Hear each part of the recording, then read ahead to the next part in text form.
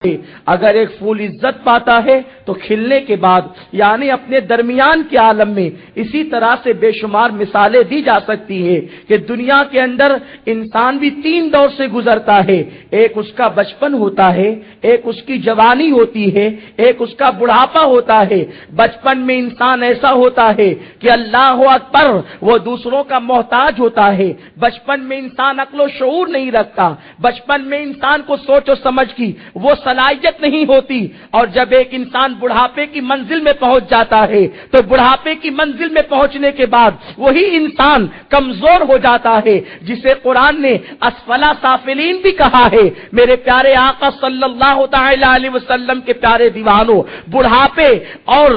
بچپنے کے درمیان میں انسان کو جو نعمت ملتی ہے وہ جوانی کی نعمت ملتی ہے۔ جوانی بڑی اہم چیز ہے، جس طریقے سے عالم شباب کا سورج ذرے ذرے کو جگمگا دیتا ہے، جس طریقے سے عالم شباب میں پھول کھل کر کے لوگوں کے مشام جاں کو معطر کرتا ہے، اسی طرح ایک جوان اگر اپنی جوانی کا صحیح استعمال کر لے، ایک جوان اپنی جوانی کا صحیح استعمال کر لے اور اس کو کسی مناسب کام میں لگا دے تو اس کے ذریعے سے اللہ تبارک و تعالی کائنات کے اندر انقلاب عطا فرما دیتا ہے۔ میرے پیارے آقا صلی اللہ تعالی علیہ وسلم کے پیارے دیوانوں، اللہ کو جوانی بھی پسند ہے اور جوانی کی عبادت بھی پسند ہے۔ اللہ رب العزت کو جوانی کیوں پسند ہے؟ میرے پیارے آقا صلی اللہ علیہ وسلم کے پیارے دیوانوں، رب کو جوانی پسند ہے، اس لیے میرے مولا نے اپنے پیارے محبوب صلی اللہ تعالی علیہ وسلم کو بڑھاپے کے عیب سے بچا لیا۔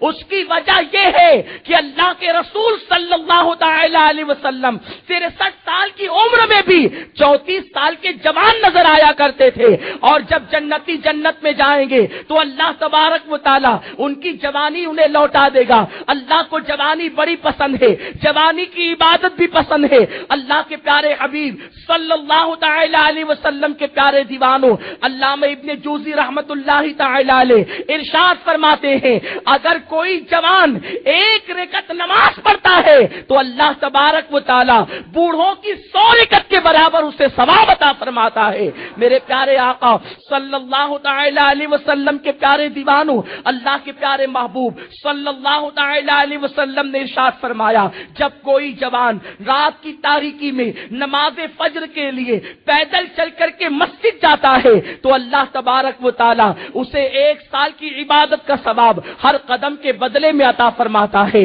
اللہ کے پیارے محبوب صلی اللہ تعالی علیہ وسلم ارشاد فرماتے ہیں، ان نوجوانوں کو خوشخبری دے دو جنہوں نے اپنی جوانی کو گناہوں سے بچ کر کے گزارا اور گناہوں سے بچا کر کے گزارا، اللہ ایسے جوانوں کو قیامت کے دن عرش کا سایہ عطا فرمائے گا۔ میرے پیارے آقا صلی اللہ علیہ وسلم کے پیارے دیوانوں، مگر آج اپنی جوانی کا صحیح استعمال کرنے والے کتنے ہیں؟ آج جوانی کو داؤ پر لگایا جا رہا ہے، جوانی کو عیاشیوں کی نظر کیا جا رہا ہے۔ آج کا نوجوان یہ سمجھتا ہے میری جوانی تو شراب کے لیے ہے، میری جوانی تو شباب کے لیے ہے، میری جوانی تو کھیل کود کے لیے ہے، میری جوانی تو ٹوئنٹی کے لیے ہے۔ میرے پیارے آقا صلی اللہ علیہ وسلم کے پیارے دیوانوں، کیا آپ جانتے ہیں صلیبی جنگوں کے بعد، جس وقت صلیبی جنگوں کے اندر کافروں کو، عیسائیوں کو شکست دی گئی، اس کے بعد سے انہوں نے یہ طے کر لیا کہ مسلمانوں سے اب میدان میں نہیں لڑنا،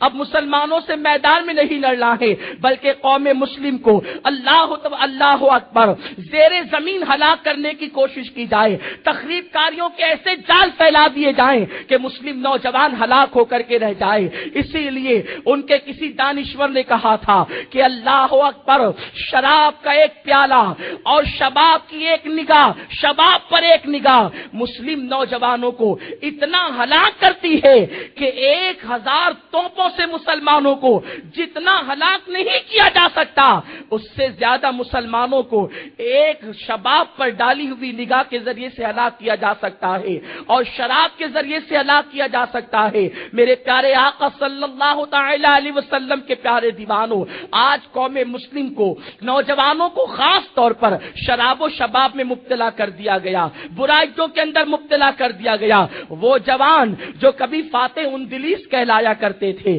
وہ جوان جو کبھی مذہب کے لیے ہند کا سفر کیا کرتے تھے، آج اسی قوم کے جوانوں کو عیاشیوں کی راہ پر ڈال دیا گیا ہے، برائیوں کی راہ پر ڈال دیا گیا ہے، اور نتیجہ یہ نکلتا ہے کہ آج کا نوجوان، میرے پیارے آقا صلی اللہ علیہ وسلم کے پیارے دیوانوں، جو نوجوان کل تک کے دوسروں کی بچیوں کی عزت کی حفاظت کرتا تھا، آج وہ نوجوان اپنے ہی محلے کی بہو بیٹی پر غلط نگاہ اٹھاتا ہے، برائی کی نگاہ اٹھاتا ہے۔ جانتے ہیں آپ، اللہ کے پیارے محبوب صلی اللہ تعالی علیہ وسلم ارشاد فرماتے ہیں، اللہ کے جو بندے اپنی نگاہوں کو محفوظ کر لیا کرتے ہیں، وہ ایمان کی لذت پایا کرتے ہیں، وہ ایمان کی حلاوت پایا کرتے ہیں۔ اللہ اکبر۔ علامہ ابن جوزی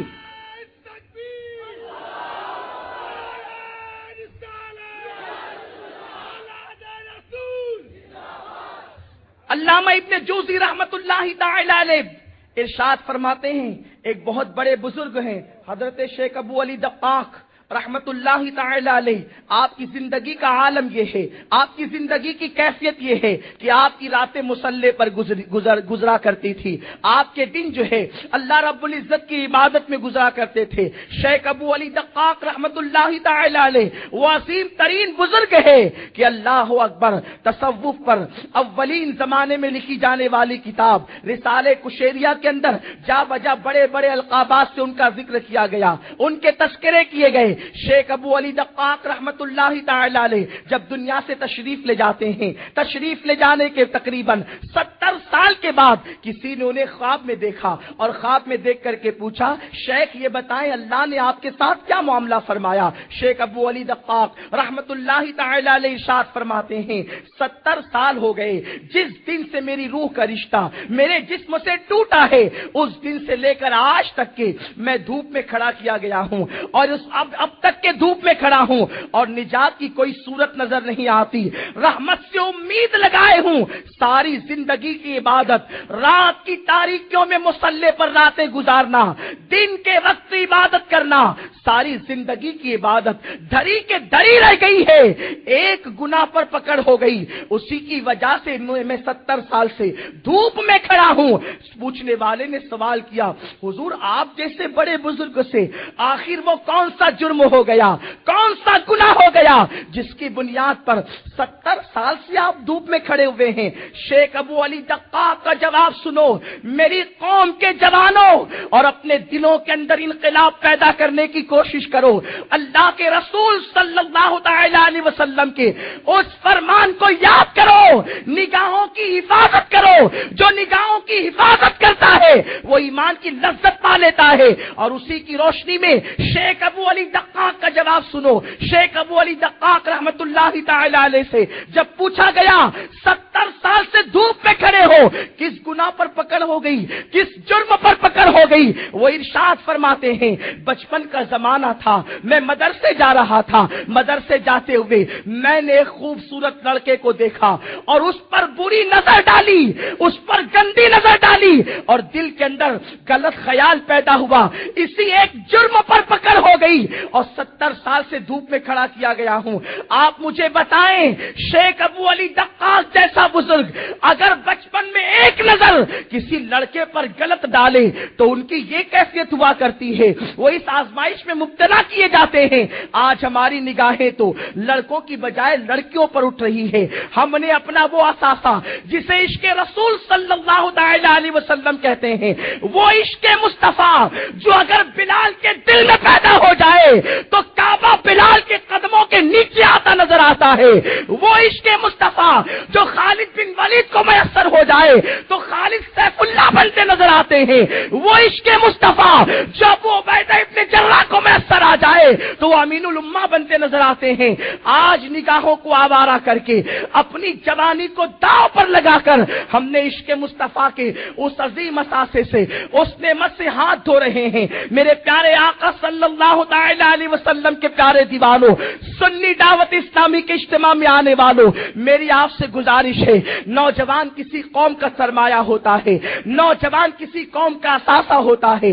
نوجوان کسی قوم کی دولت ہوا کرتا ہے۔ اگر ہم نے اپنی جوانی کو دین کی راہ پر لگا دیا، آپ کو پتا ہے میرے پیارے آقا صلی اللہ علیہ وسلم کے پیارے دیوانوں، توبہ تو سبھی کرتے ہیں، کوئی بڑھاپے میں توبہ کرتا ہے، مگر جوانی کی توبہ بھی بڑی عجیب توبہ ہے۔ میرے آقا علیہ السلام ارشاد فرماتے ہیں، جب کوئی جوان اللہ کی بارگاہ میں جوانی میں توبہ کرتا ہے تو اس کی خوشی میں 70 دن تک کے آسمانوں میں نور کی قندیل روشن کی جاتی ہے۔ میرے پیارے آقا صلی اللہ علیہ وسلم کے پیارے دیوانوں، اللہ اکبر، ایک مرتبہ بارگاہ رسالت میں ایک بوڑھے تشریف لاتے ہیں اور ایک نوجوان حاضر ہوتے ہیں، دونوں عرض کرتے ہیں یا رسول اللہ ہم اپنے گناہوں سے توبہ کرتے ہیں۔ بلبل سدرا حضرت جبریل امین حاضر ہوتے ہیں اور عرض کرتے ہیں یا رسول اللہ اس جوان کو آپ میرا سلام پیش فرما دیں، میری طرف سے سلام کہہ دیں۔ میرے آقا نے ارشاد فرمایا جبریل توبہ دونوں نے کی ہے،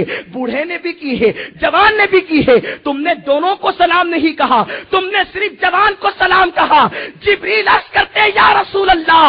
بوڑھے نے بڑھاپے میں توبہ کی ہے اس لیے میں نے اسے سلام نہیں کہا، جوان نے جوانی میں توبہ کی ہے، اصل توبہ کا وقت تو جوانی ہے۔ میرے پیارے آقا صلی اللہ تعالی علیہ وسلم کے پیارے دیوانوں، اپنی جوانی کو دین کی راہ پر لگا دو، اپنی جوانی کو عشق مصطفیٰ کی راہ پر لگا دو۔ سنی دعوت اسلامی کے اجتماع میں آئے ہو، اپنے دل کے اندر عہد کر کے جاؤ، یہاں سے جائیں گے تو انشاءاللہ تبارک و تعالی اپنے دلوں کے اندر تبدیلی لے کر جائیں گے، ہر گلی کوچے کے اندر عشق مصطفیٰ کا انقلاب پیدا کر دیں گے، گلی گلی میں پہنچیں گے اور سرکار صلی اللہ علیہ وسلم کی محبت کے ڈنکے بجا دیں گے۔ میرے آقا فرماتے ہیں ان نوجوانوں کو خوشخبری دے دو جو میری محبت کا پیغام دوسروں کے دلوں کے اندر پہنچاتے ہیں اور لوگوں کو میرا شیدائی بناتے ہیں، کل قیامت کے دن اللہ تبارک و تعالیٰ انہیں جنت میں میرا پڑوسی بنا دے گا۔